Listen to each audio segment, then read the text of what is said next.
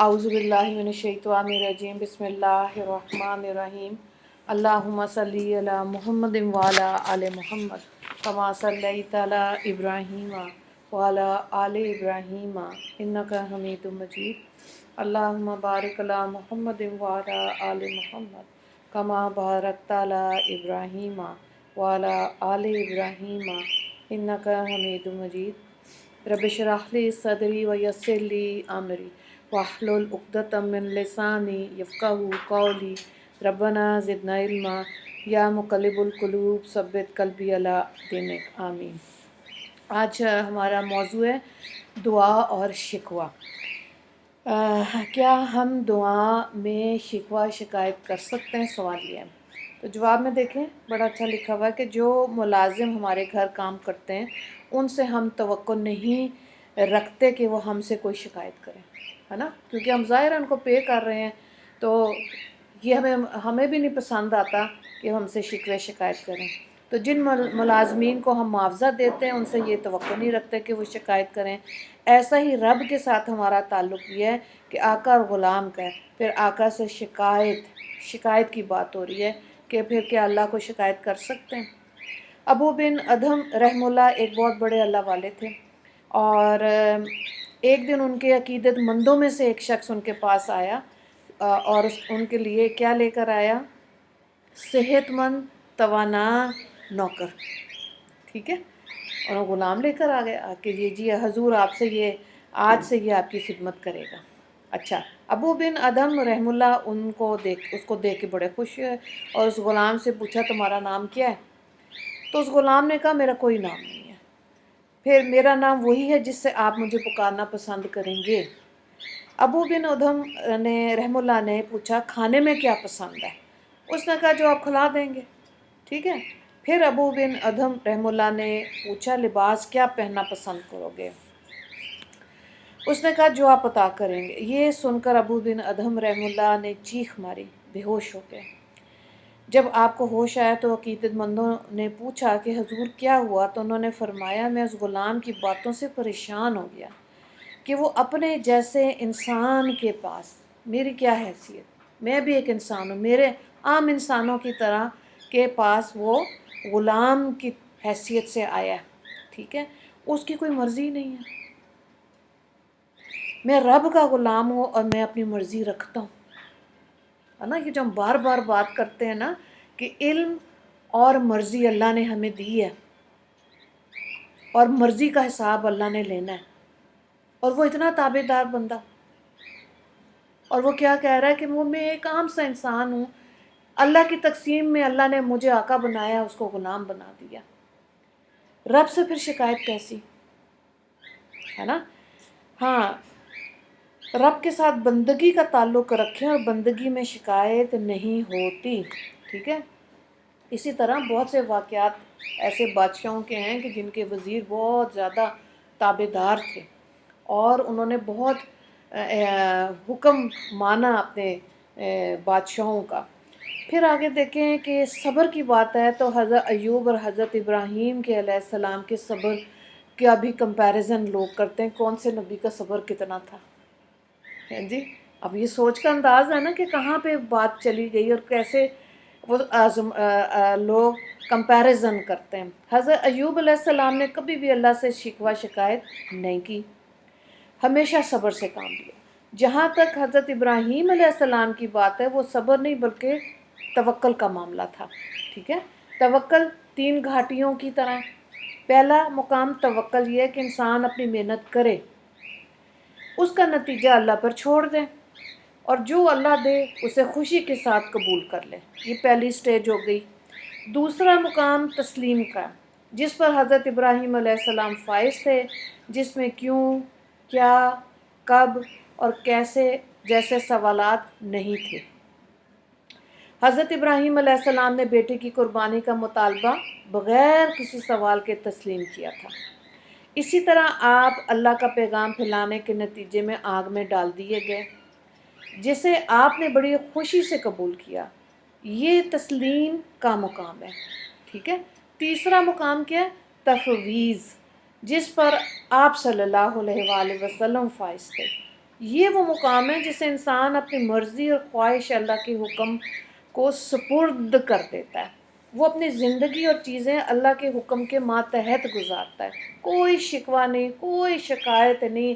تو اب دیکھیں کیا لیول ہے۔ بلکہ کچھ موقع ایسے ہیں کہ جب نبی کریم صلی اللہ علیہ وآلہ سورہ عبسہ میں دیکھیں، حضرت ام مکتوم کو جب آتا دیکھ رہے تھے تو چہرے پہ تیوری آئی نا، بل آئے ماتھے پہ، تو اللہ کو نہیں اچھا لگا، اللہ نے صورت نازل کر دی کہ آپ کو ہم نے اس لیے نہیں بھیجا کہ آپ انسانیت کو دیکھ کے تیوریاں چڑھائیں۔ حالانکہ مقصد کیا تھا؟ جو سردار بیٹھے ہوئے تھے ان کو دائرہ اسلام میں پکا کرنا تاکہ قبیلے کے قبیلے مسلمان ہو جائیں، ٹھیک ہے۔ اسی طرح ایک آیت کا شان نزول کیا تھا کہ 3 یہودیوں کے لیے بد دعا کر رہے تھے آپ صلی اللہ علیہ وآلہ وسلم، اللہ نے آیت نازل کر دی۔ اس کا شان نزول میں کیا اللہ تعالیٰ کہہ رہے ہیں کہ آپ کو ہم نے بد دعائیں کرنے کے لیے نہیں بھیجا دنیا میں، آپ رحمت للعالمین ہیں۔ یہود اور عیسائی جو ہے یہ بھی میرا کنبہ ہے، میری مخلوق ہے، ٹھیک ہے، اور میں ان کی توبہ کا انتظار کر رہا ہوں۔ تو اس لیے جب اللہ نے کہا کہ ساری مخلوق اللہ کا کنبہ ہے، فیملی ہے، تو ہم کسی سے نفرت نہیں کر سکتے، ٹھیک ہے۔ ہاں مجھے پتہ یہ مشکل ہے، ہاں تفویض کا مقام بہت اونچا ہے، ٹھیک ہے، ہمارے تو گلے شکوے نہیں ختم ہوتے، لیکن آہستہ آہستہ جیسے جیسے آپ ان مقامات پہ توکل پہ آئیں گے، حضرت ابراہیم علیہ السلام کا اس کو کہیں بیٹھ جائے، دوسرا مقام تسلیم کا ہے، اور پھر تیسرا مقام جو ہے وہ تفویض کا ہے۔ تو یہ اللہ تعالیٰ سٹیجز ہیں، ایک دم نہیں ملتا کچھ بھی۔ جیسے جیسے آپ کو پتہ ہے کہ آپ کے ساتھ زیادتیاں کرنے والے لوگ موجود ہیں، آپ ان کے لیے استغفار کرتے ہیں اور پھر دعا کرتے ہیں، پھر یہ مقام اللہ سیڑھیاں چڑھاتا ہے، ٹھیک ہے۔ پھر اللہ بہت سی ایسی چیزیں ہیں جو دنیا میں پھر وہ نعمت لگتی ہیں، پھر گھبراہٹ نہیں آتی دل میں۔ اس لیے یہ بہت ضروری ہے کہ ایسی باتوں کو سنا جائے۔ اچھا، اللہ والے کی نظر میں صبر اور برداشت میں کیا فرق ہے؟ ایک کیا ہو گیا؟ صبر، اور ایک ہے جی برداشت۔ کیا صبر اور برداشت برابر ہیں؟ نہیں۔ اچھا اب اس کو دیکھیں، برداشت اور صبر کو واضح طور پر بیان کیا گیا جب ہم مشکلات کو، کسی کے دیے ہوئے دکھ کو یا پھر مصیبتوں کو ہائے ہائے کرتے ہوئے گزارتے ہیں تو اس کو کیا کہتے ہیں؟ برداشت کرنا، ٹھیک ہے۔ دوسرے کا مزاج ایسا ہوگا، رویہ ایسا ہوگا تو ہم برداشت کریں، لیکن مصیبت کو خوش دلی اور مسکراہٹ کے ساتھ برداشت کرنا صبر ہے۔ یہ نبیوں کے جو قصے ہم پڑھتے ہیں نا، حضرت یوسف علیہ السلام، صبر ایوب کی بات آتی ہے تو انہوں نے تو کوئی شکوہ نہیں کیا اللہ سے، ٹھیک ہے۔ برداشت ہم لوگ کرتے ہیں، صبر ان لوگوں کا ان انبیاء کرام کا لیول تھا۔ تو برداشت کا اجر نہیں ہے، بلکہ یہ ایک رزق ہوتا ہے کہ انسان کسی ناشکرہ پن تو نہیں کر رہا، جبکہ صبر کا اجر بے پناہ رب کے ساتھ مل جاتا ہے انسان کو، ٹھیک ہے۔ تو اللہ والے اس معاملے میں واضح نقطہ نظر رکھتے ہیں، اس لیے آپ کو کبھی بھی کوئی فقیر، کوئی اللہ والا شکوہ شکایت کرتا ہوا نظر نہیں آئے گا۔ فقیر ہمیشہ سچ بولتا ہے، لیکن 3 معاملوں میں فقیر اللہ والے بھی جھوٹ بول دیتے ہیں۔ مثلاً جب بھوکا ہوتا ہے تو کیا ہوتا ہے؟ خود کو کیا ظاہر کرے گا؟ جی میں نے کھایا ہوا، یہ بھی نہیں احسان لیتے یہ کسی کا۔ دوسرا کیا ہے؟ جب مشکل میں ہوتا ہے تو یہ لوگ خوش نظر آتے ہیں، کوئی نہیں اپنے غموں کا اظہار نہیں کرتے، اتنے اندر سے اسٹرانگ ہوتے ہیں، لگے گا ان کو تو کبھی کوئی دکھ آیا ہی نہیں، پتہ نہیں مارس یا پلانٹ پلوٹو کہاں سے آئے ہیں۔ حالانکہ یہ دیکھیں نبیوں کو اللہ تعالیٰ نے آزمایا نا، تو یہ نہیں ہے، لیکن وہ اظہار نہیں کرتے، اور جب غم زدہ ہوتے ہیں اپنے غم کو چھپا دیتے ہیں، در حقیقت وہ صبر کا مظاہرہ کر رہے ہیں، ٹھیک ہے۔ اب اس کا یہ مطلب نہیں ہے، یہ دیکھیں یہ سٹیجز کی بات ہے نا، تو جہاں پہ غم شدت اختیار کر جاتا ہے نا تو کسی سے بات کر لینی چاہیے تاکہ غم ہلکا ہو جائے۔ یہ ایک دم نہیں ملتا، یہ آہستہ آہستہ ملتا ہے، اور جب ملتا ہے اس کو پھر کسی بندے کی ضرورت نہیں رہتی اس غم کو برداشت کرنے کے لیے یا ایکسپلین کرنے کے لیے، پھر کوئی ایسا اللہ بے نیاز کرتا ہے، اللہ بے نیاز کرتا ہے، اللہ اپنی شان دکھا دیتا ہے، ایسا مزاج بنا دیتا ہے انسان کا، ٹھیک ہے۔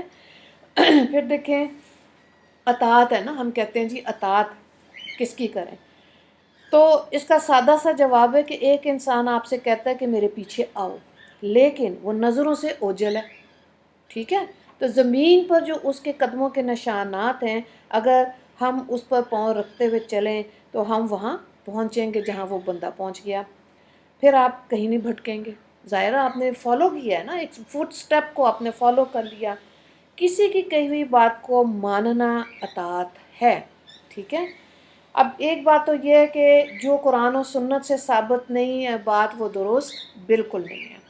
یہی میں اپنے بچوں کو بھی بتاتی ہوں کہ اس دن کو یہ چیز سمجھ آئے، لیکن ابھی شاید وہ اس جگہ پہ نہیں پہنچے کہ دل میں ٹھک جائے یہ بات۔ دوسرا کیا ہے کہ یہ جو بچے دیکھتے ہیں نا، کوئی جو آج کل کے بچے سپر مین یا ایسی چیزیں، یہ فیری ٹیلز، کیا مطلب ہے؟ حقیقت سے ہٹ کے جھوٹ میں رہنے کا ذہن بن جانا، تو بچوں کے ذہن بنائے جاتے ہیں، ٹھیک ہے۔ جیسے کل بھی پرسوں بھی بات ہو رہی تھی کہ کیا ہمیں پتہ تھا چھوٹے ہوتے بچوں کی دنیا، ایسے رسالے ہمیں پڑھائے جاتے تھے تو یہی لگتا تھا شہزادہ آ رہا ہے گھوڑے پہ بیٹھ کے اور وہ شہزادی کو لے جائے گا، تو بس شہزادوں کا انتظار کرتے رہے، کیونکہ ہمارے دماغوں میں بات ہی صرف یہ تھی۔ کتابیں ہم نے وہ تعلیم و تربیت ہوتا تھا تو وہ سمجھ ہی نہیں آتا تھا۔ جب شہزادوں کی، پریوں کی، ملکہ کی، بادشاہ کی کہانیاں پڑھیں گے تو تربیت والی بات تو کہاں سمجھ آئے گی، وہ مشکل لگے گی نا۔ اس لیے اطاعت کی بات یہ ہے کہ یہ جس سٹیج پہ سمجھ آ جائے نا بات کہ اللہ کی اطاعت کرنی ہے، پھر دلیلوں کی ضرورت نہیں ہوتی۔ بالکل قصور ہے، بالکل ماں باپ کا اس معاملے میں قصور ہے، ہمارا بھی ہے۔ پھر جی جب ہم اب اپنے بچیوں سے بات کرتے ہیں نا تو ان کو بھی ہوتا ہے کہ ہمیں پولائٹلی، بڑا سافٹلی، جھوٹی باتیں کرو، ہے، اور ہمیں بتاؤ کہ زندگی میں بس ہر وقت پولا life is bed of roses, ہمیں بس یہ ایسے بتاؤ۔ جب ان کو کہتے ہیں نا life is not a bad of roses, تو بندہ کہتا ہے یہ کیا بات ہوئی نا، اور یہ مزاج بنانا پڑے گا، اور جب یہ مزاج بنے گا تو ہی حقیقت پسندانہ زندگی گزار سکتے ہیں، جس میں کریٹیسزم ہے، جس میں ہمارے مزاج کے خلاف لوگ ہیں، جس میں ہمارے مزاج کے خلاف حالات ہیں۔ اچھا، ایک اور چیز ہے جو برکت ہے۔ حضرت موسیٰ علیہ السلام کے زمانے کا قصہ ہے۔ حضرت موسیٰ جاتے تھے کوہ طور پر اللہ تعالیٰ سے بات کرنے کے لیے، تو برکت کی بات ہے، بہت سے لوگ کہتے ہیں نا کہ کیسے ہو، تو ایک آدمی بازار سے جب گزرتے تھے نا، اس آدمی نے کہا موسیٰ کہاں جا رہے ہو؟ انہوں نے کہا اللہ تعالیٰ سے گفتگو کرنے کے لیے۔ تو وہ بولا جب آپ اپنی بات مکمل کر لیں تو میرے لیے بھی پوچھنا کہ میری تقدیر میں مرتے دم تک کتنا رزق لکھا ہوا ہے۔ حضرت موسیٰ نے کہا یہ کون سی بڑی بات ہے، اللہ سے پوچھ لوں گا۔ حضرت موسیٰ علیہ السلام نے رب تعالیٰ سے پوچھا اور اللہ تعالیٰ نے بتایا اتنا رزق ہے۔ اس نے حضرت موسیٰ نے آ کے دکاندار کو بتا دیا۔ پھر ایک دن اس دکاندار نے حضرت موسیٰ سے کہا آج رب تعالیٰ سے یہ عرض کر دیجئے گا کہ جو رزق تم نے میری تقدیر میں لکھا ہے وہ میرا ہے، اور جو چیز میری ہے اس پہ میرا حق ہے، میں جیسے مرضی خرچ کروں مجھے پورا دے دیں۔ یہ اس کے دماغ میں آ گئی بات کہ سارے کا سارا میں نے لینا ہے۔ تو حضرت موسیٰ نے بھی جا کے اللہ تعالیٰ کو کہا کہ سارا رزق اس کو دے دیں۔ تو پہلے تو حضرت موسیٰ نے اس دکاندار کو کہا کہ تم کتنا سارا کھا لو گے تو جو سانس باقی رہ جائیں گے کیا کرو گے؟ تو اس نے کہا کہ میں نے کہا ہے نا آپ کو، آپ جا کے کہہ دیں اللہ کو۔ حضرت موسیٰ نے کہہ دیا، اللہ تعالیٰ نے کہا ٹھیک ہے، فرشتے کو حکم دیا سارا دے دو۔ اب حضرت موسیٰ علیہ السلام کے ذہن میں کیا تھا کہ 4 نہیں تو 6 مہینے چل جائے گا۔ اور جب سارا اس کو ملنا شروع ہوا تو حضرت موسیٰ بڑے حیران ہوئے کہ اس کی دکان کے باہر رش رہنا شروع ہو گیا۔ کیا ہوا؟ لوگ آتے تھے، وہ دیگ پکاتا تھا یا جو بھی جیسے بھی بناتا تھا، وہ لوگوں نے آ کے کھانا شروع کیا، ٹھیک ہے۔ اب تھوڑی دیر بعد ان کو اندازہ ہوا کہ ارد گرد کے لوگ نہیں، باہر سے بھی لوگ آتے، یعنی کہ آہستہ آہستہ اس کی دکان پہ شروع ہو گیا، مجمع زیادہ ہو گیا، اور ایک ٹائم ہوا اس نے دیکھا کہ پورے کا پورا شہر آ رہا ہے، سارے کھا رہے ہیں، تو بڑے حیران ہوئے۔ تو اللہ سے پوچھا حضرت موسیٰ نے، یہ کیا معاملہ ہے؟ رزق تو آپ نے دیا لیکن ادھر تو بہاریں لگی ہوئی ہیں۔ تو اللہ تعالیٰ نے کہا اصل میں وہ میرے اس وعدے کا فائدہ لے گیا، اس کو یہ میرا نکتہ سمجھ آ گیا کہ اللہ کی راہ میں ایک دو گے تو 10 ملیں گے، تو وہ نیت ہی کرتا ہے۔ کوئی ابا جی کے لیے دیگ نہیں چڑھا رہا، امی جی کے لیے نہیں، اپنے لیے نہیں، اپنی واہ کے لیے نہیں، کسی وہ کہتا ہے اللہ کے نام کا ایک یہ دیگ، تو میں اس کو 10 واپس کر دیتا ہوں۔ اس نے یہ نکتہ سمجھ آ گیا۔ ہم بھی صدقہ زکوٰۃ زیادہ دیتے ہیں نا، اللہ کے نام پہ کتنا کا دے دیتے ہیں کہ چلو اللہ کی خاطر دیا ہے، وہ اللہ نے واپس کرنا ہے۔ ٹھیک ہے، اب یہ دیکھیں، اب جو نیت کرتے ہیں کہ اللہ کا حکم ہے، ہم اس لیے حج پہ جا رہے ہیں، عمرے پہ جا رہے ہیں، یہ خالصتاً اللہ کی عبادات ہیں، اللہ کے لیے کرنی ہوتی ہیں، اور اس میں سے اللہ برکتیں عطا کر دیتا ہے۔ ٹھیک ہے، اس کو یہ نکتہ سمجھ آیا تو اس کے بہاریں لگ گئیں۔ تو یہ ہماری بھی سوچ کی بات ہے نا کہ ہم اپنے جو مال پیسہ ہے اس کو کس حد تک اللہ کی کو دیتے ہیں۔ ٹھیک ہے، ورنہ تو دیکھیں صدقے پہ بھی دل گھٹ رہا ہوتا ہے، زکوٰۃ پہ تو بہت ہی زیادہ ہو رہا ہوتا ہے، حالانکہ وہ صرف 2.5% ہے۔ تو اب اگر روز وہ بندہ 10 روپے نکال رہا تھا، وہ 10 نہیں نکال رہا تھا، وہ کھانا دے رہا تھا، رزق، تو اللہ نے اس کی کیسے ان کو ماشاءاللہ سوچنے کی بات ہے۔ ایک سوال یہ تھا کہ رات کو نیند کے دوران اچانک اٹھ جاتے ہیں اور ماضی کی غلطیاں یاد آتی ہیں، یہ کون سی کیفیت ہے؟ ٹھیک ہے، تو میں رب العزت کے حضور یہ دعا کروں کہ اللہ تعالیٰ ان کے اندر یہ صلاحیت مزید بڑھا دے۔ مصنف کیا کہہ رہا ہے کہ زیادہ اپنی غلطیوں کو یاد کر کے اپنی اس کیفیت کو سمجھو۔ یہ اللہ تعالیٰ کی طرف سے بہت بڑی رحمت ہے کہ ہمیں اپنی غلطیوں کا نہ صرف سمجھ آ جائے بلکہ ہم ان پر شرمندہ ہو کر اللہ رب العزت سے معافی بھی مانگیں۔ اگر وہ کسی انسان سے متعلق ہیں تو ہم اس انسان سے معافی مانگ لیں، ہماری جان چھوٹ جائے گی اور ہم پر اللہ کی رحمتیں نازل ہوں گی۔ تو یہ پکی بات ہے۔ اول تو اپنی غلطیاں، ہمیں غلطیاں لگتی کوئی نہیں نا، لیکن جب اپنی غلطیاں یاد آنی شروع ہو جائیں اور اس پہ ندامت ہو اللہ کے آگے بھی، تو اب آپ دیکھیں کہ دنیا سے جانے سے پہلے اگر یہ اللہ نصیب کر دے، یہ بہت بڑی بات ہے، کیونکہ ہم غلطیاں کرتے ہیں۔ ٹھیک ہے، اور اس سے توبہ استغفار کریں۔ دوسری بات یہ جو میں بار بار کہہ رہی ہوں کہ اب دیکھیں دنیا سے اب جانا، کتنے سال جیے، جتنے بھی جیے اتنے ہی جیے نا، کل کا تو نہیں پتہ۔ تو اگر 60 سال زندگی ہو گئی ہے اور 5 یا 10 20 سال رہ گئی، تو اب آپ ویژولائز کریں کہ اگلے 10 سال کتنے خوفناک ہونے، جو ہماری صحتیں کتنے ڈپینڈنٹ ہو کے ہمیں زندگیاں گزارنی پڑنی ہیں، پھر معدے ہمارے خراب، ٹانگیں ہماری نہیں چلتی، نظر ہماری کمزور، کتنے مسائل ہیں۔ تو اگلے 10 سال میں سوچیں، اگر میں سوچوں نا تو مجھے خوف آتا ہے اور یہ سمجھ آتی ہے کہ ہاں جانے کا وقت قریب آ رہا ہے۔ تو کیا میں نے اپنے کپڑوں کو، کھانے پینے کو، رہن سہن کو، اس کو کم کیا ہے، کچھ سمیٹا ہے؟ ایسے سوچنا آنا چاہیے۔ آپ دیکھیں زندگی میں اگر ہم 2 کنال کے گھر میں ہیں نا، تو 50 سال کے بعد ہمیں ایک ہی کمرے کی ضرورت ہے۔ ٹھیک ہے، اور جیسے 55-60 کے ہو جائیں گے نا تو شاید ایک ہی بیڈ کی ضرورت ہے۔ بیڈ سے اٹھے، واش روم چلے گئے اور آ گئے۔ اللہ تعالیٰ اس دنیا میں ہماری جگہ کو کم کرتا جاتا ہے، کم کرتا جاتا ہے۔ سچے دل سے سوچیں اپنے دائیں بائیں، دیکھیں ہمارے بزرگ جو ہیں وہ کیا کر رہے ہیں۔ ٹھیک ہے، تو کیوں وہ 2.5 گز کی زمین کے لیے اللہ تیاری کرا رہا ہوتا ہے کہ وہاں جا کے سمٹنا۔ یہ جب حج پہ جب گئے تو انہوں نے کہا جانماز پہ صرف لیٹیں، کیونکہ منی میں جب آپ کو اتنی ہی جگہ ملے گی، تو ایک جانماز کے اوپر لیٹ کے کروٹ لے کے دیکھیں، ساتھ ایک اور باجی، دوسری آنٹی، باجی، بزرگ ایسے ہی ہوتے ہیں۔ ٹھیک ہے، ہاں جن کا VIP حج ان کی نظر میں وہ ایک علیحدہ بات ہے، اللہ کی نظر میں VIP ہونا یہ بہت ضروری ہے۔ تو جب اللہ جگہ ہی ہمارے لیے شرنک کرتا جا رہا ہے تو ہمیں خود شعوری طور پر اپنا کھانا پینا لباس شرنک کر لینا چاہیے، کم کر لینا چاہیے۔ اللہ تعالیٰ ہمیں سمجھ عطا فرمائے اور دین کی نسبت سے زندگیاں گزارنے کی اللہ تعالیٰ توفیق عطا فرمائے۔ وآخر دعوانا ان الحمد للہ رب العالمین۔ اللہم اغفر للمسلمین والمسلمات والمؤمنین والمؤمنات۔ السلام علیکم ورحمۃ اللہ وبرکاتہ۔